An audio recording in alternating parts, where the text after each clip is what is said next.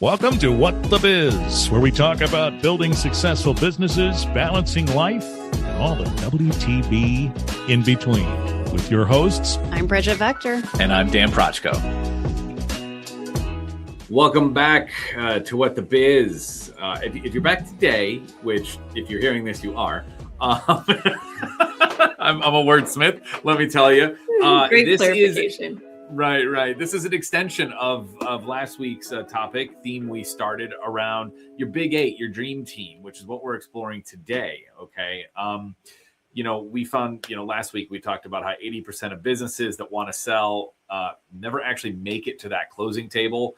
We talked about succession nightmare, where 54% of all businesses are eyeing, the exit in the next 5 years, but 27% of you are really flying solo without really a good advisor in your corner. And so today we are tackling that. So if your goal is to maximize your valuation, find the right buyer without getting crushed by tax implications, you can't do it with just a vendor list. You need a financial dream team. We're calling it the Big Eight. So wait, we're going to jump into that in a second. First, I got to introduce my co-host, Bridget Vector. How you doing? Hello. I'm good. Do you ever have these moments where you feel like you are on the verge of something just amazing? Where you're like, I might be cracking a code that I've been trying to crack for a real long time. Sometimes then I realize I'm just reading the back of a cereal box, but but what do you have going on? It sounds like you're onto something. What do you got going on? Yeah, I think this is just so many years of like living in my world and in my expertise. And like, I think I'm finally getting to a place where like, it's going to be this beautiful package that comes out of it. Like, I feel like I'm on the cusp of this like great thing that maybe I'll finally accomplish, not being... It's funny. I'm going to listen to this back and I'm going to be like, never mind. Throw that out the door. I'm still an overwhelmed business owner. Like, it's still whatever. But I feel like I am on the verge of something that's going to impact our clients and hopefully future clients in a really great way. And like, I want to put all my energy there. Like when you have those moments, it's like, can I find all the time? You probably had it when you were building your course. Like when you have the inspiration, motivation, and like you just don't want to do anything else but just focus on that one thing because you think it's going to be this awesome, amazing, huge thing that changes lives, and it does do that. But that inspiration and motivation is amazing. Yeah, I love that feeling. I too get that quite a bit. Me and Jenny just met last week, where we're talking about what comes next. We finished this course run 1. We're going to do course run 2, but then how do we build on that and create that next piece? And we got pretty jazzed, and then we went into the weekend and it was just like, I want to work on it. Oh my God, but I got other things I got to do, and everything. Yeah. So yeah. I love it. Yeah. I love it. I'll report back. I feel like we're on the verge because I'm in a coaching group. Like I'm running a coaching group right now for accountants. And like my new inspiration, and it isn't new, it's something I've been working on, but I had a piece like on Click where I was like, oh, that's the piece I've been missing to make this happen. Well, it's back on the business owner side. So now I'm like, I love both. Like I love coaching other accountants and that's like really impactful, but I also have a huge passion for small business owners. Right. Can I duplicate myself, or am I going to follow the no advice of don't build two things at the same time? I'll probably do the second one because I always go against what advice says. Screw the experts. Screw everybody who's done it before and knows. You're going to be different. I won't be. I'm going to regret it, but it's fine. I don't know. I look at it, I'm starting to learn, and I'm not good at this, but I'm starting to learn like tempering expectations. Not meaning to like lower expectations or I guess lower them, but not in the sense of like less, more in the sense of give it more time.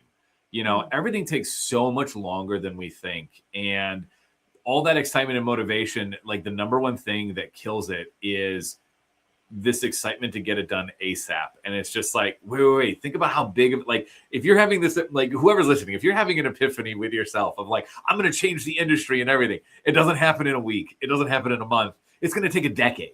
It's going to take a decade. Okay. So it's like I get those moments where I'm so into it. So I want to get it out there and everything. And then the moment a result, an outcome is too small for me, or like I miss a deadline, I get so like, oh, I'm worthless. I'm not the genius I thought I was. This idea sucks. It's like Yep. it's kind of like that. So I've been getting much better at tempering expectations in the sense of time frames. And it's helped a lot. Something I thought would take 3 months, I'm giving it a year, because it's just like we're all busy, and while we want to make this crazy awesome stuff happen, we don't have 24/7 to devote to it. So I don't know. That's where my brain is at on that. Is just like, yes, I get so excited into it, and I just want to do it. But what's helped me stick to it is working on that piece. Being okay with being patient. It should be like the mantra of entrepreneurs. Like, Yeah, it's really hard.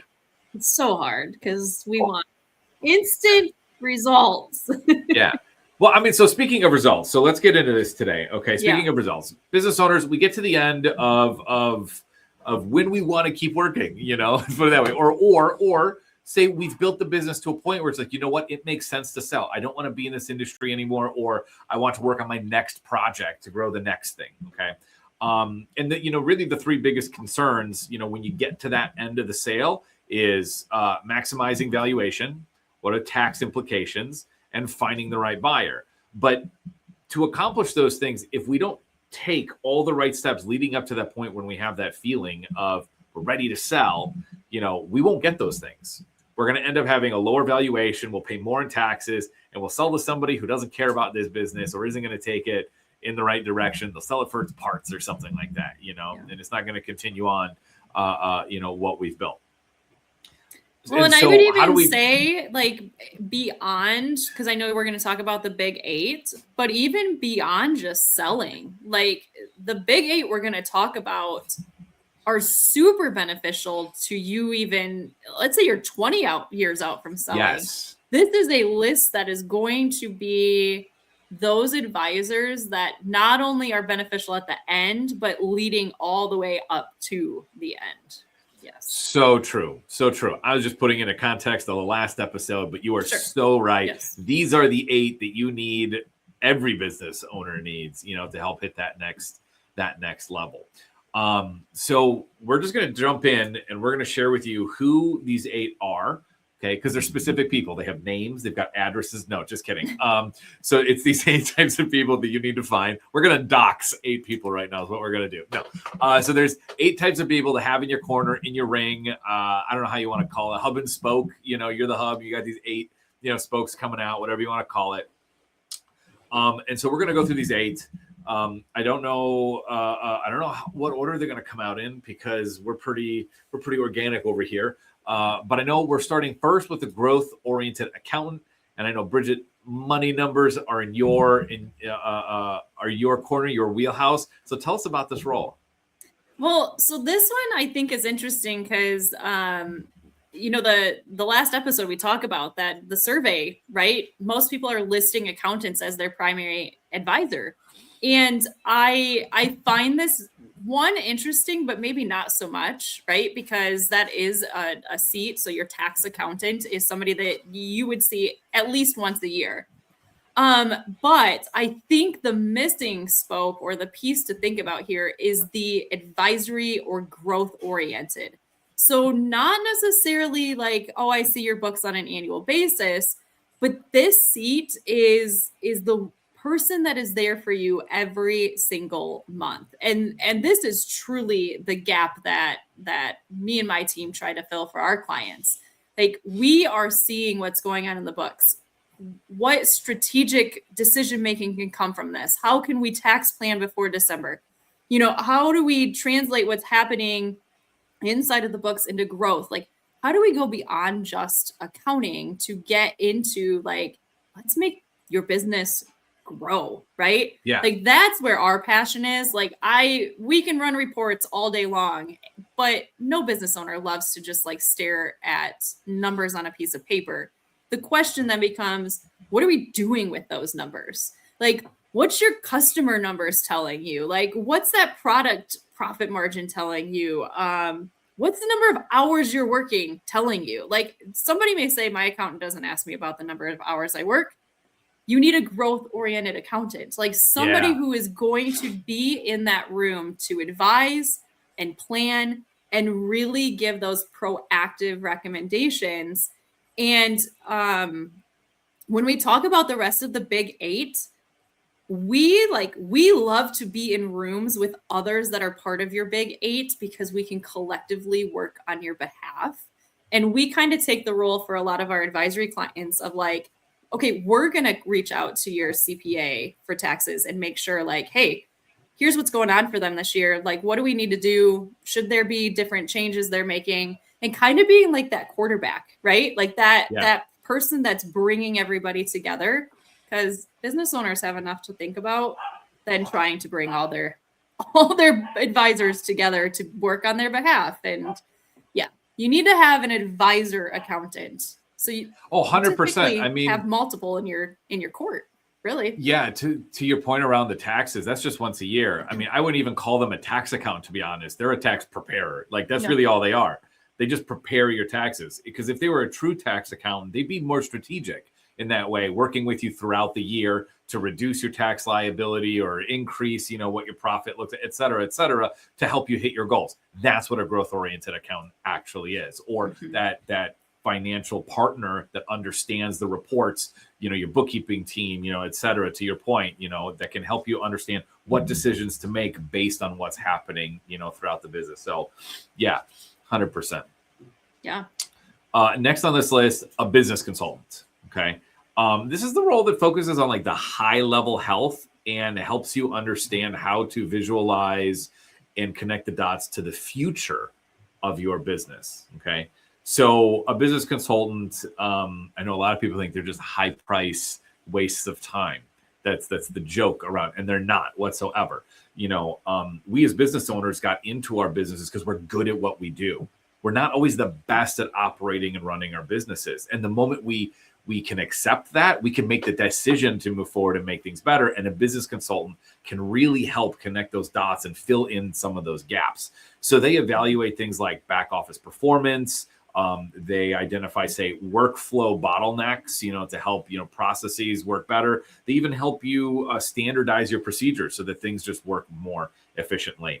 I know that we have, and I was going to ask you, Bridget, have you ever worked with a business consultant, maybe not for your business, but with clients? And I know we have. We get brought in a lot of the time, when there's a business consultant on site helping a business turn around or to improve certain things, and they see where they're at on the growth side, and we communicate to understand what those goals are to help hit that next set. And it's always been really valuable, actually, to have that kind of relationship with the business consultant from our end, because they help translate what that owner wants into some language we understand. Whereas an owner who hasn't worked with a marketer before, that communication can be clunky, and we hit the road way faster working with a business consultant in the end.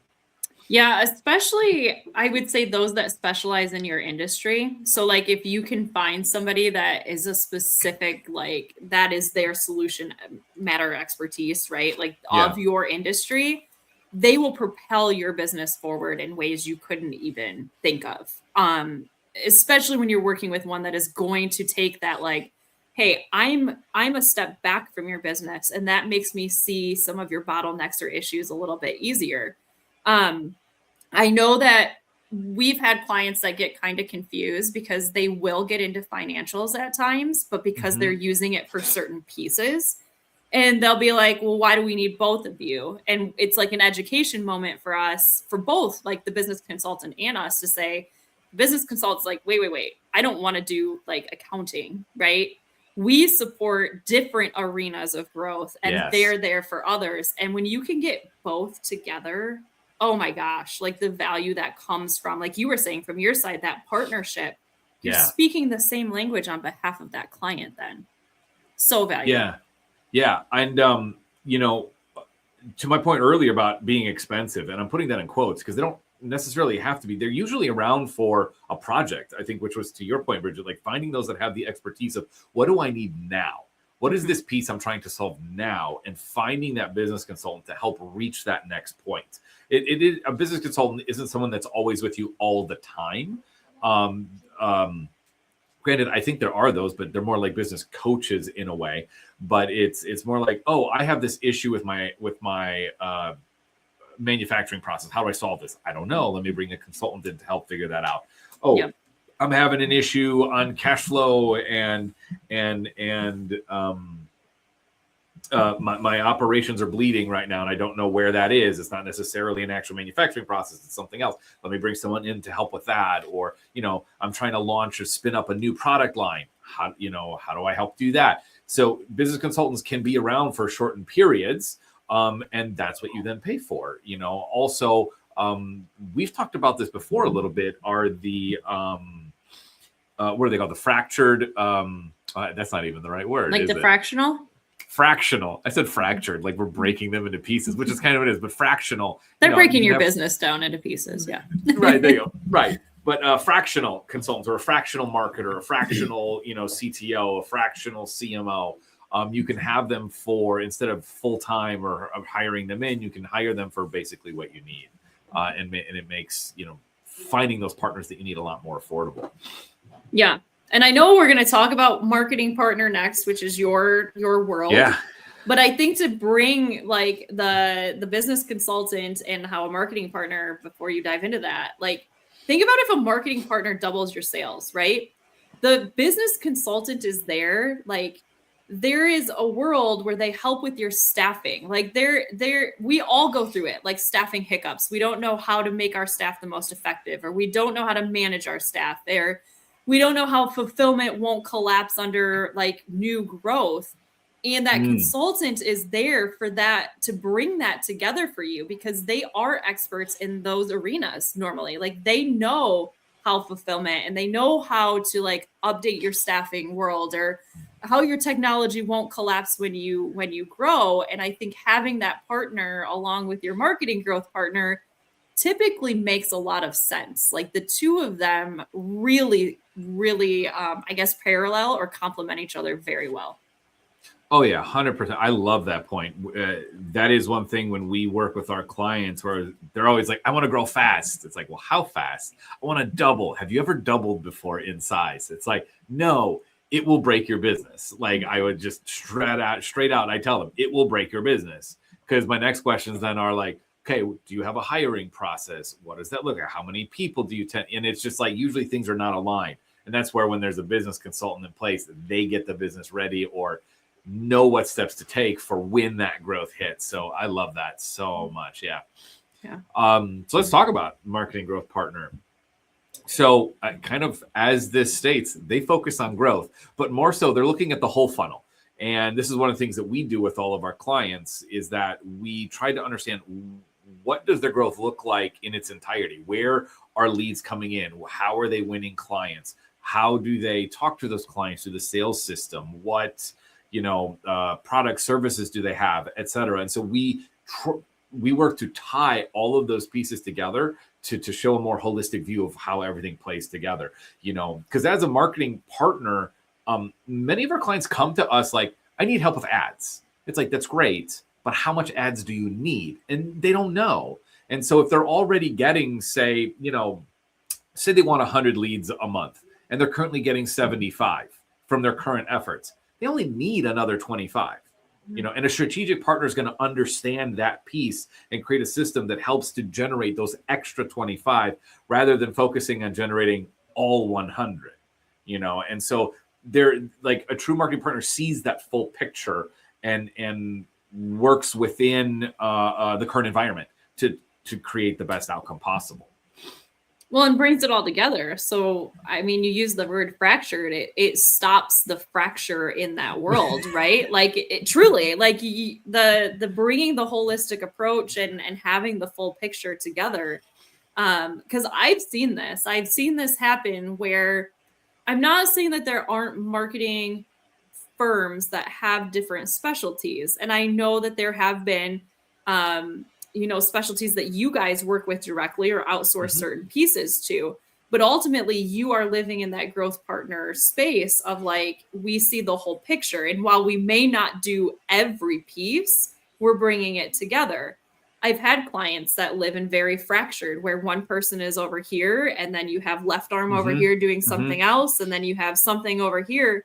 Well, when none of it's working holistically, you're really just throwing like marketing efforts into different places and nothing's collectively working together. And you're Yeah, not no, going to that's see a that growth. great distinction of it, because there are firms that we've worked with. They're like, oh no, we do social, and then when they report, they only report on, hey, we generated this much through social. And so if you're a client working only with that company, they don't help you understand how they fit within your full, growth environment, as it were. And so it's really difficult to know how much more should I invest there versus other places. Whereas when we come in, we show the full picture and we say, look, we are responsible for these pieces, but here's how it fits within your full picture. And so, while we work with our clients, usually on retainer, and a lot of, decent marketing agencies will be on a monthly retainer to provide some sort of result, we're able to show our worth in relation to everything else. And that also helps identify areas of improvement, not necessarily for us to sell more, but for the company to understand, here's where we should focus next. Here's where the next opportunity lies for us to grow. And so basically it transforms things into like, you have these little projects going on, and now as owner, you're like a project manager with 900 other places. It's no, I have this partner that is overseeing what is happening that I can talk with to make better business decisions. Love it.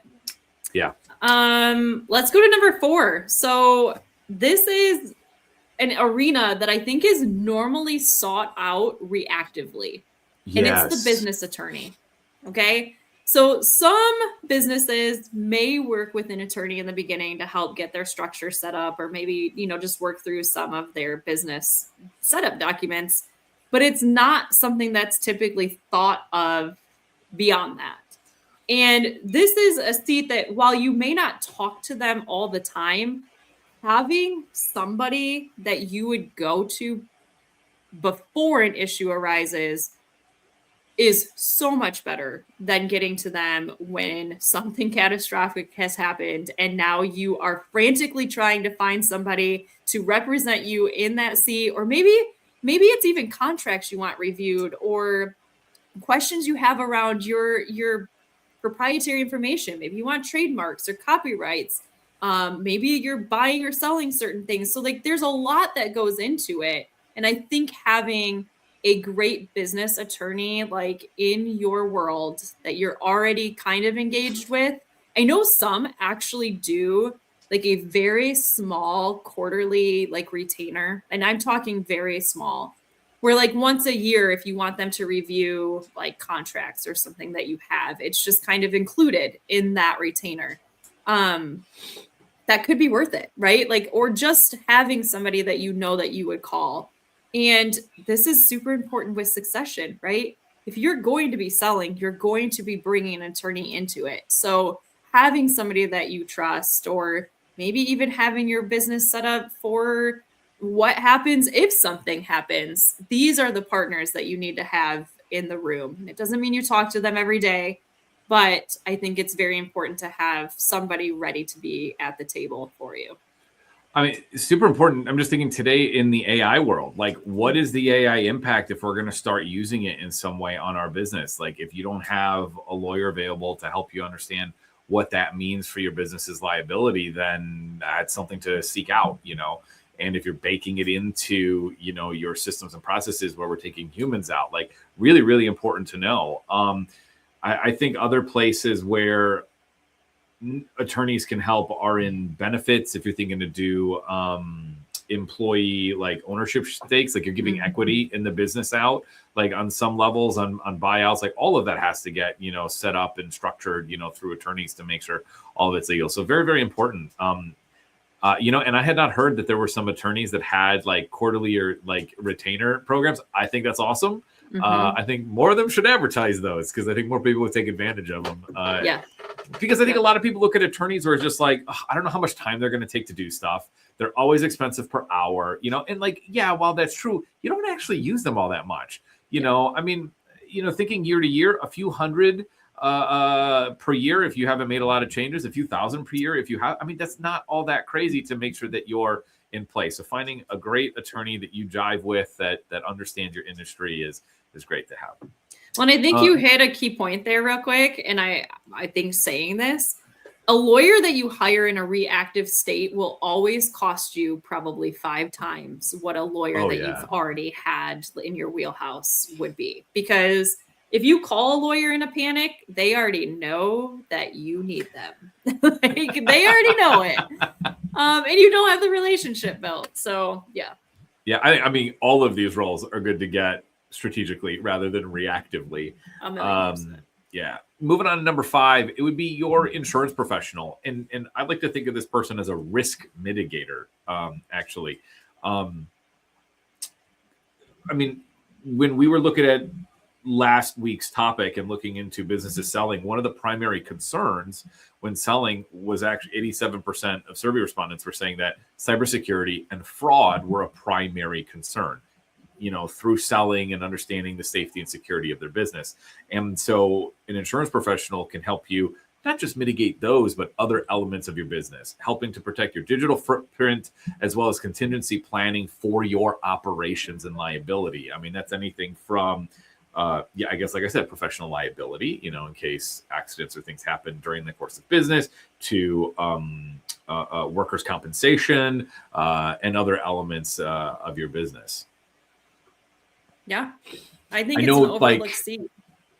Cyber security, it's actually a really tiny add-on to most plans, actually, that bring you a lot of support, anything from mitigation to even payouts if needed, because liability is deemed you're at fault in certain elements. So like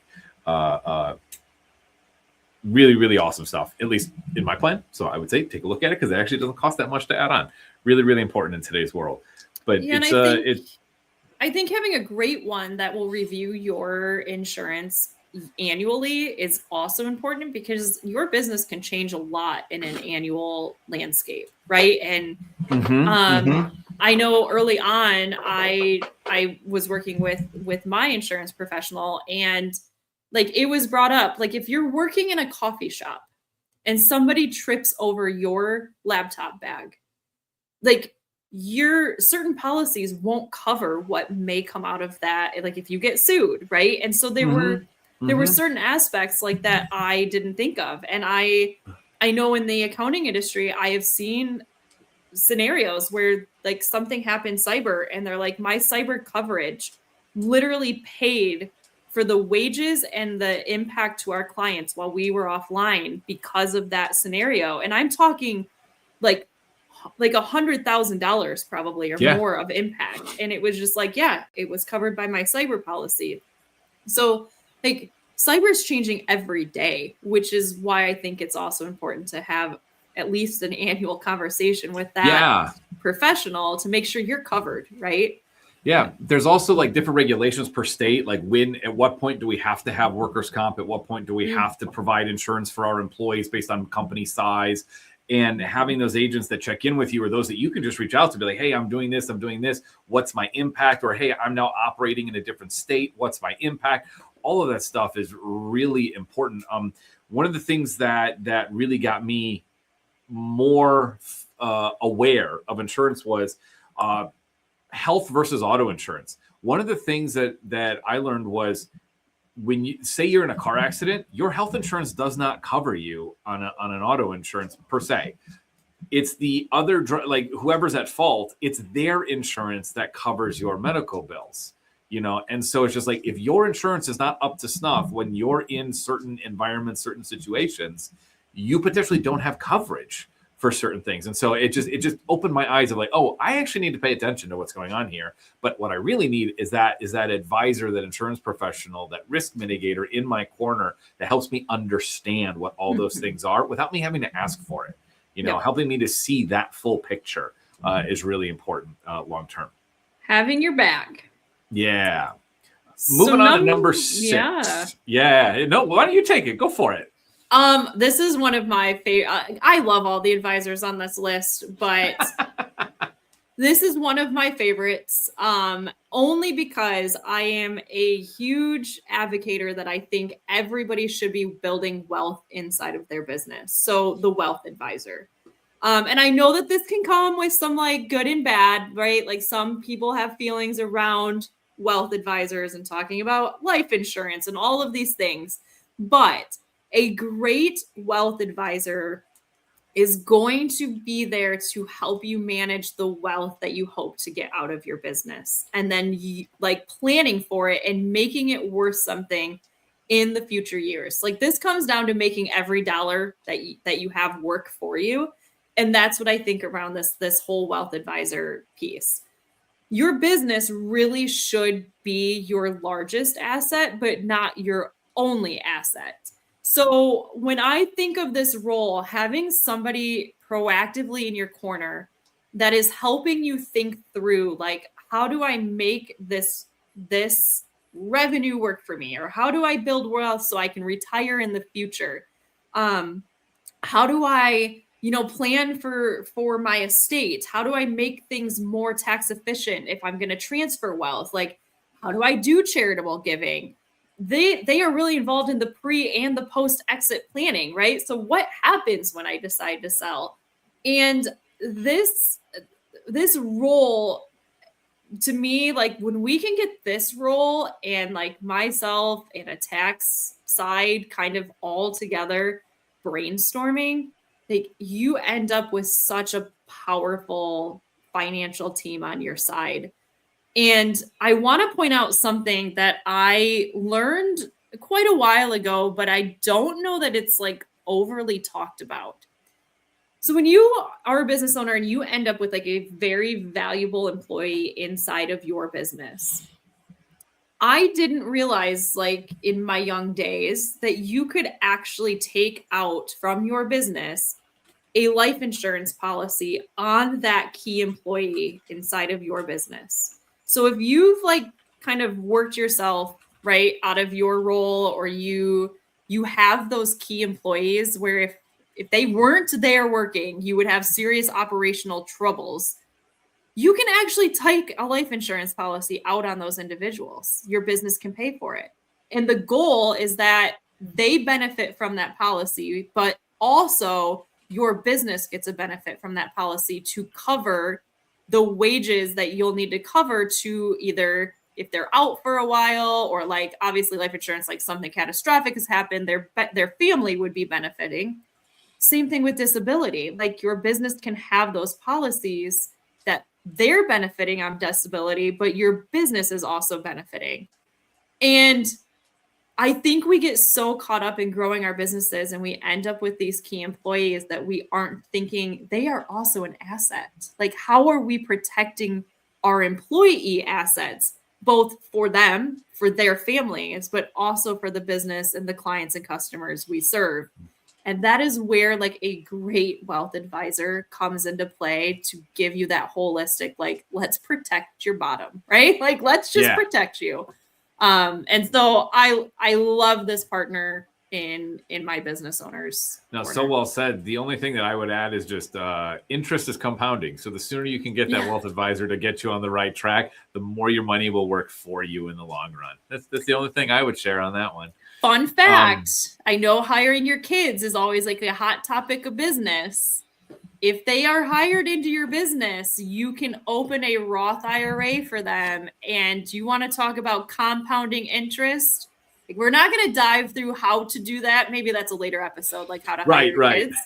But this is the arena where you would like talk to a I had a client at one point. They had a house flipping business, and they hired their kids in for demo day, and the kids would help demolish for whatever the maximum number of hours allowed, on site for working per week, per day is. Like they adhered to it, and they paid their kids so accordingly and everything. Because if you're under, say, like 16, you can't work more than like 2 hours a day or whatever that is, but they would pay them for that time and have them on site doing stuff. And all of it went into, like you were saying, into some kind of interest gathering, or half of it went into an interest gathering vehicle. The other half was kind of for them, to spend here and there on things they wanted. So teaching them all that. But yeah, just thinking about, starting at the age of 5, if you're just having fun on site, but you're making, and from 5 until 18. There's 13 years of compound interest of getting all of this income and whatever. Holy cow. College is paid for, or a house is paid for, and whatever you like, it's so much possibility there. And I loved it. Definitely worth looking into.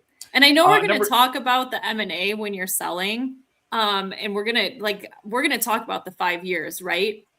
Your wealth advisor is the same thing. So if you're going to sell a business and you don't have plans, they should be involved at least 5 years before the sale, not like as you're doing it. Like this is another one of those roles, like earlier the better when you're getting to that point. Yeah. Number 7, strategic banker.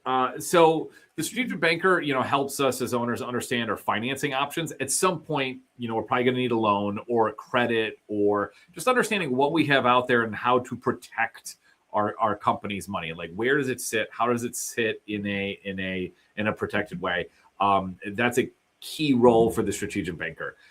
They're also a big player, for, I guess, like I said, this for funding expansions. We're going to need loans, or we're going to need, I think loans is really just the key piece. We're going to need to borrow money on some level, credit, whether we're buying new equipment, or if we are looking to pre-invest in marketing to roll out to a new location, et cetera.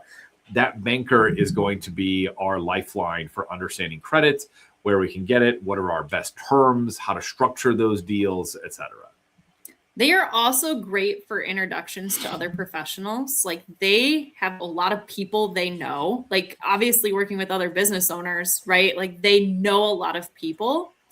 And I think this actually came from a banker that was in one of our networking groups, Dan, that you and I used to do together, that an idea that I didn't think of, right? So not like your bank tellers. I'm talking about like an actual commercial banker in the branch. Yeah.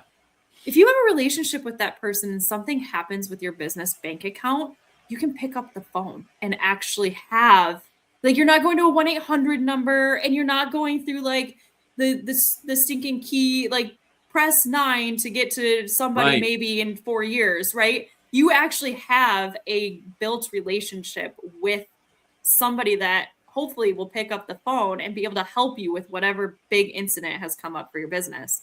And I think that was brought up from that commercial banker that was part of that group. And I was like, that's something I really didn't think about, because not every day do you think your bank account's going to be hacked or something happens. That relationship is so valuable. Oh yeah. Or maybe your card just gets declined. I mean, with all the fraud and everything going on, you're out and about, and like you have to use it. Or you're making a big purchase, and it's just not going through because it doesn't look normal. It's like, what do I do? Do I wait on a hold for 30 minutes, or just call my banker and just identify? Here's what's going on. I love that. Final member of the Big 8 is your M&A broker, which stands for mergers and acquisition. This is the person that helps us as owners understand what it takes to sell our business and what that process is, helps us find buyers and get through that whole process, which, to what Bridget alluded to, is probably a 5-year process.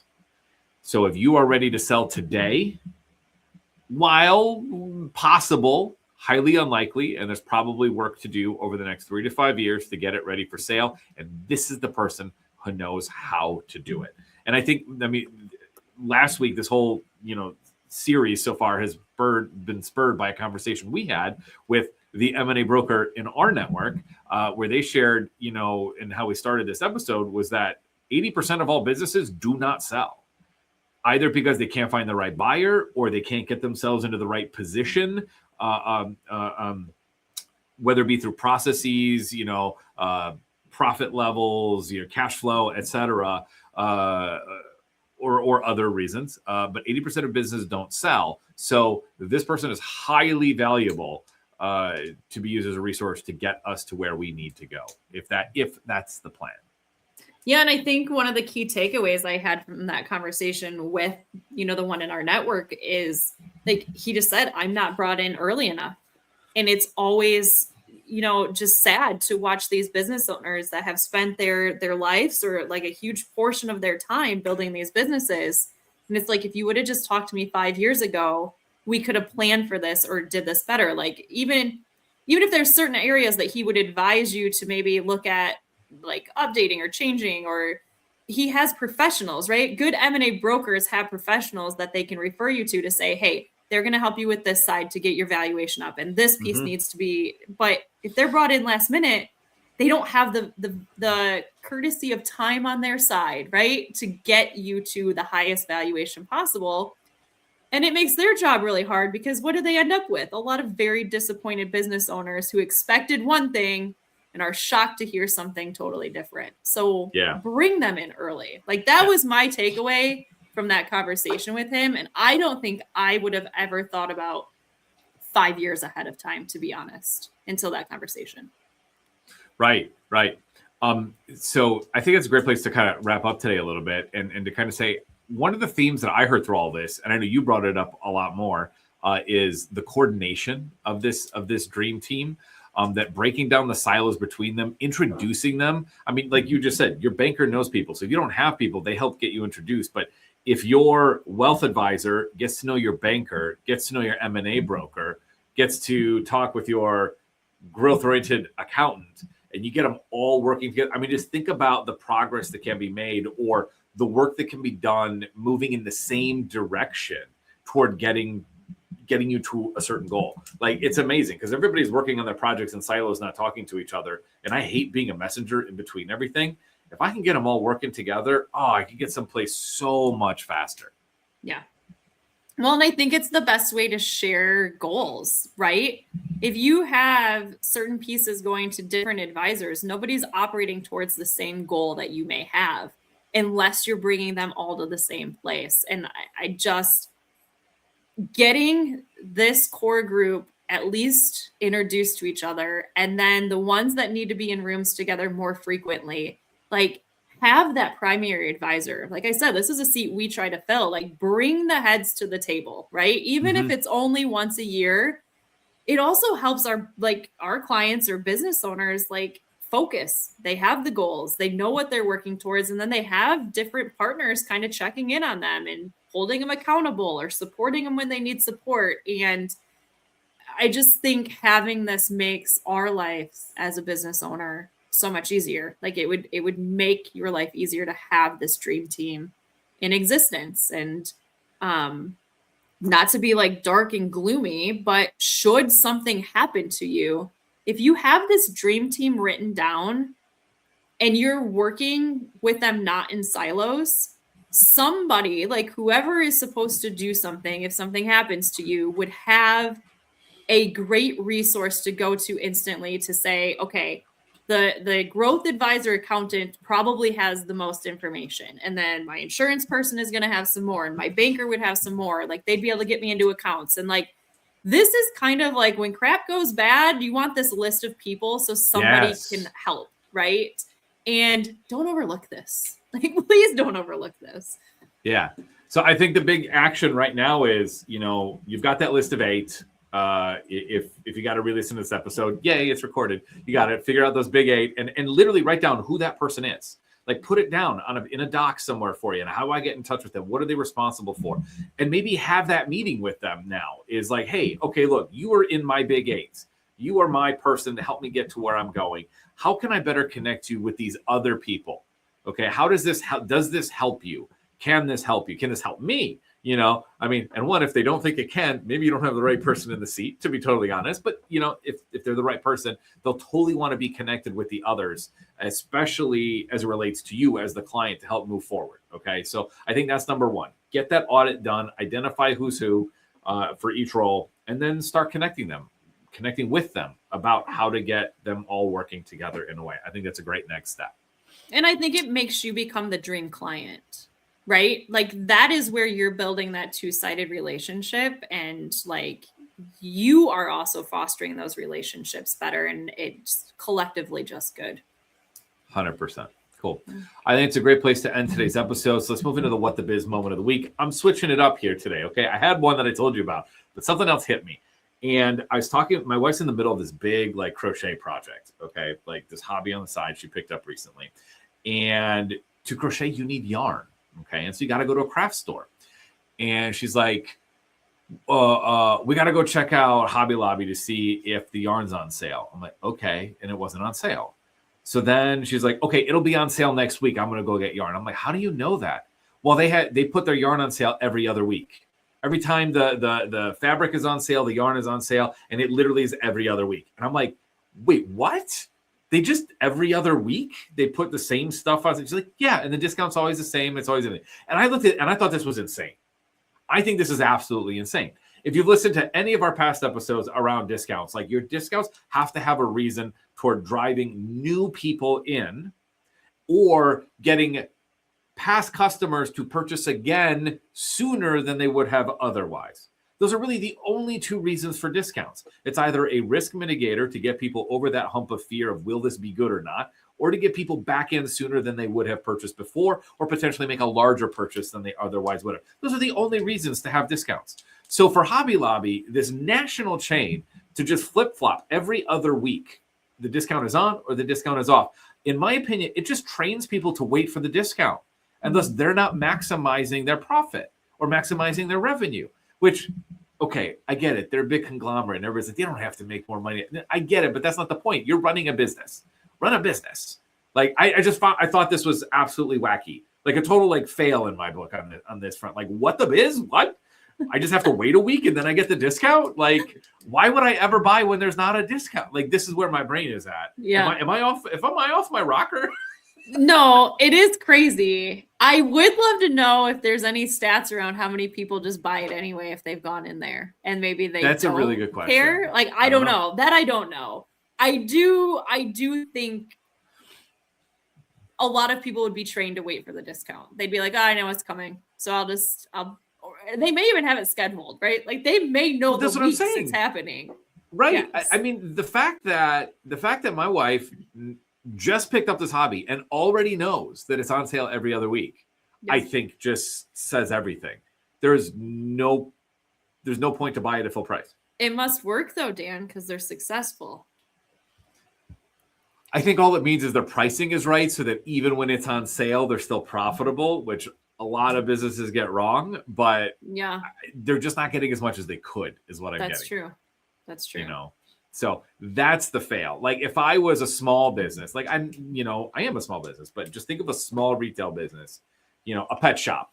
If their pet food literally was on sale every other week, okay, people would just come for the week it's on sale. If it literally just went every other week, there's no reason to buy pet food there at full price. Yeah. Ever. Because you just wait to a couple days to the next week. I mean, unless you're fully out of pet food, but in that case, you're planning ahead and you come in the week before so that you have extra, so you're ready to go when you run out. Like in my brain, it sends the wrong signal. I think you got to use discounts right. Well, I know when I go to Hobby Lobby, like I think this is a great topic actually. Maybe we should have an episode around this. But they also have like all these like areas where it's all 50% off. And I'm always like, okay, well clearly you're selling things high enough to make it worth to have just a blanket 50% off of all art. Like I see art all the time on 50% off. Yeah. What I would love to see, because this is my numbers brain geeking out, is the things that they're putting on discount every other week are like they're the same. What kind of sales do they have coming in then for things they normally don't discount? And is that why like it's enough that people are coming in and buying other things? I don't know. Man, that's a good question. I think the whole store is on sale at some point. Meaning like not everything is on sale at the same time ever. Yeah, it's just But I think every area of that store has a sale. Something is on sale at some point during the year. And I honestly think things literally just flip-flop. They just flip-flop week over week. And in my brain, I'm just like, that it doesn't make sense to me. Because you're right. I see a lot of stuff on sale all the time there, always. We have been in there where the yarn has not been on sale. But then literally a few days later, the next week we go, it's on sale. The next week, it's not on sale. Then the week after, it is on. And it's just like, why would I, like now that I know the cadence, I just mark it in a calendar and I never show up unless it's on sale. There's no I think point. this is interesting in the fact too of like the society has been conditioned to want things on sale or wait for things to be on sale. Like remember when JCPenney and there's been some others tried to get rid of coupons and sales completely and it backfired. Dan, this has to be an episode. Like, this is so good. I think we're kind of making a mini episode. You know, to that point, maybe that's the whole thing. Maybe that's it. Is that everything? Like I said, everything is priced correctly. They are pricing it to expect it to sell only when it's on sale. They have their pricing. The markup must be insane. Then is the only thing I can think of.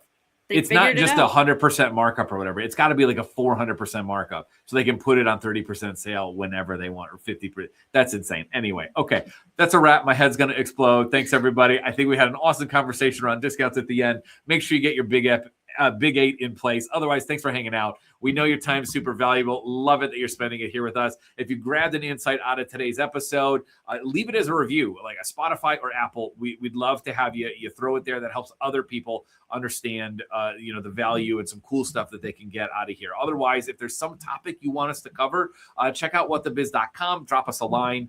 But until then, until the next episode, keep building, stay proactive, and we are going to see you on the next one.